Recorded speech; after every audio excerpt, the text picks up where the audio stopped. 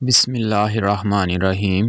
شروع اللہ کے نام سے جو بڑا مہربان نہایت رحم والا ہے۔ حضرت ابو ہریرہ رضی اللہ عنہ سے روایت ہے کہ ہم رسول اللہ صلی اللہ علیہ وآلہ وسلم کے ساتھ تھے، اتنے میں ایک دھماکہ کی آواز آئی۔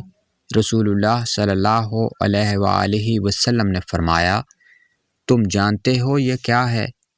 ہم نے عرض کیا، اللہ اور اس کے رسول خوب جانتے ہیں۔ رسول اللہ صلی اللہ علیہ وآلہ وسلم نے فرمایا، ایک پتھر ہے جو جہنم میں پھینکا گیا تھا 70 برس پہلے، اب اس کی تہ میں پہنچا۔ رسول اللہ صلی اللہ علیہ وآلہ وسلم نے فرمایا، انسان کبیرہ گناہوں سے اجتناب کر رہا ہو تو 5 نمازیں، ایک جمعہ سے دوسرے جمعہ تک اور ایک رمضان سے دوسرے رمضان تک، درمیان کے عرصے میں ہونے والے گناہوں کو مٹانے کا سبب ہے۔ 2 شخصوں کو دیکھ کر اللہ تعالیٰ مسکراتا ہے۔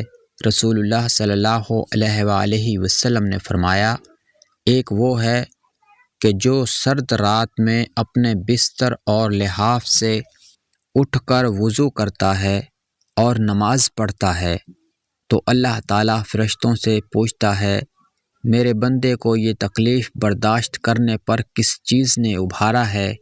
فرشتے جواب دیتے ہیں کہ تیری رحمت کا امیدوار ہے اور تیرے عذاب سے ڈرتا ہے۔